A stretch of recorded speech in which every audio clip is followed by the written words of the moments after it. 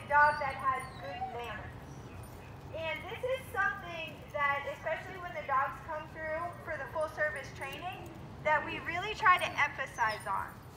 You can have a dog that is very well obedient trained, but is still a nuisance to take places or even to live with.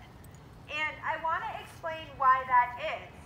Obedience is a great tool and every dog should have it because it is a communication base with your dog so that you can explain to them what you like them to do and what you don't like them to do.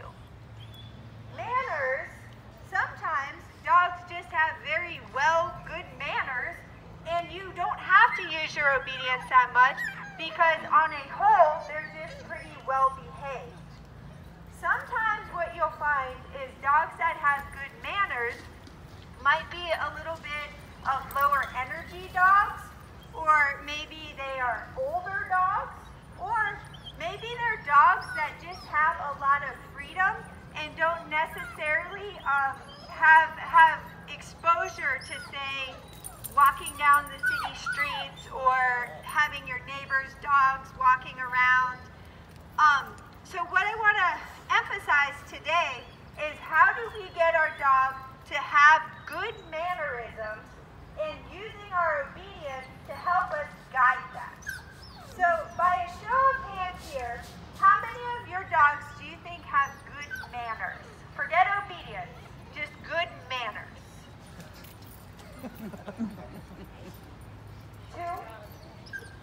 Two and a half? All right. How many of your dogs, if you have their prong collars and electric collars and training tools on, can make good obedience? Okay. So what we have here is we have a class full of micromanagers, right? Because that is what has happened as a byproduct of your dog having the obedience.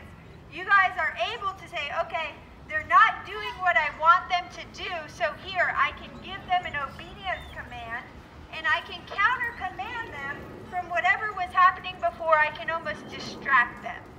So that is a great tool for us to have, but as you can see, it is not the solution for an overall well-mannered dog. All right? So we are going to emphasize on this today, and I'm going to give you some tips and some exercises to work so that you can have the best of both worlds. An obedient dog and a dog having well manners. I want to give you guys some skills to work on this next month until we see you again for the next group refresher to make your dog be a more well-mannered dog. So one of the examples I'm going to give is when you are in a situation where you're out like walking the dog in public and you normally would continually be telling your dog, heel, heel, heel, okay, sit, don't move, just sit there. Instead, what I want you to do is I want you to have your dog on leash and you're going to say to yourself, I'm going to say the least amount of obedience commands to be able to get the desired behavior that I want.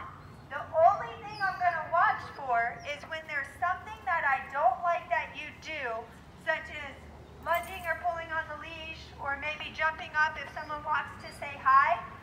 Instead of giving you an obedience command, I'm just going to mark it with the no command, give the appropriate correction, and that's all I'm going to do.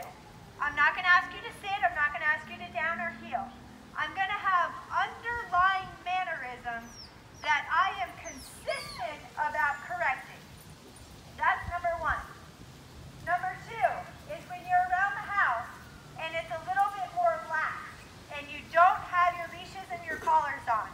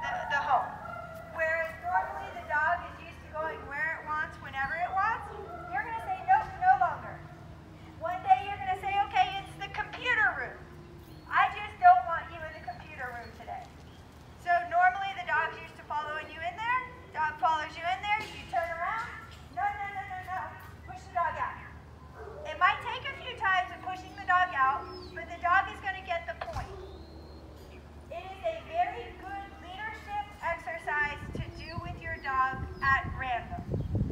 All right, so those are two examples.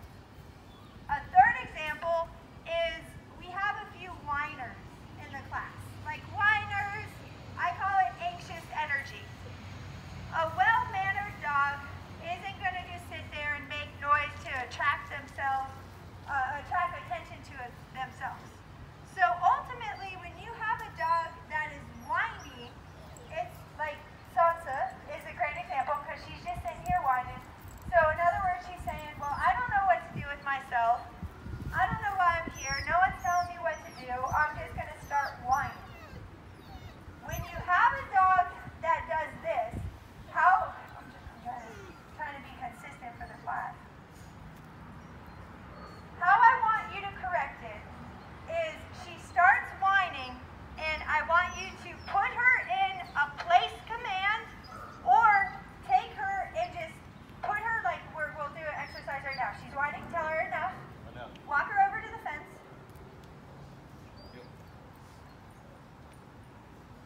Tie her leash over to the fence.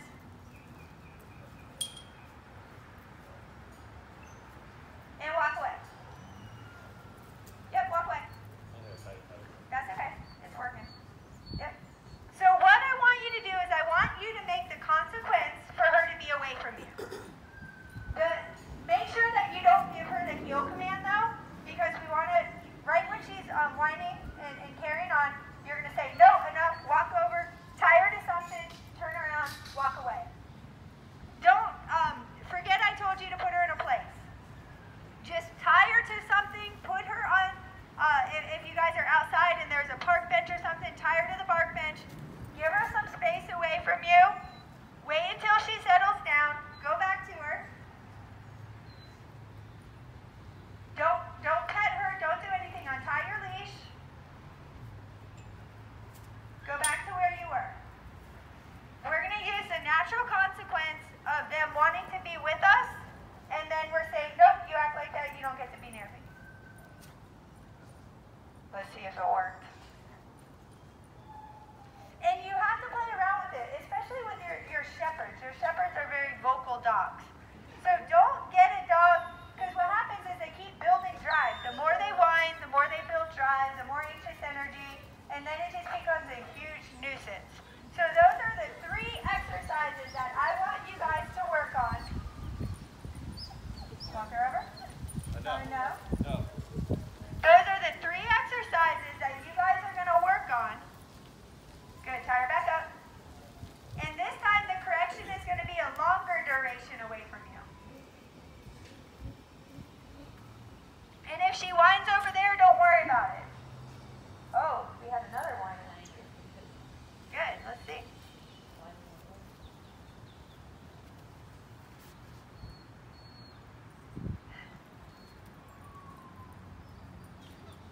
Good, wait. If she whines over there. If she whines over there, don't worry about it. She's going to learn real fast. Being next to you, she needs to be quiet. Over there, it doesn't bother you, right? That's why I don't want you to put them on the plate, because then we leave ourselves open-ended to have to correct them for whining on the plate. Good, she laid down, go get her.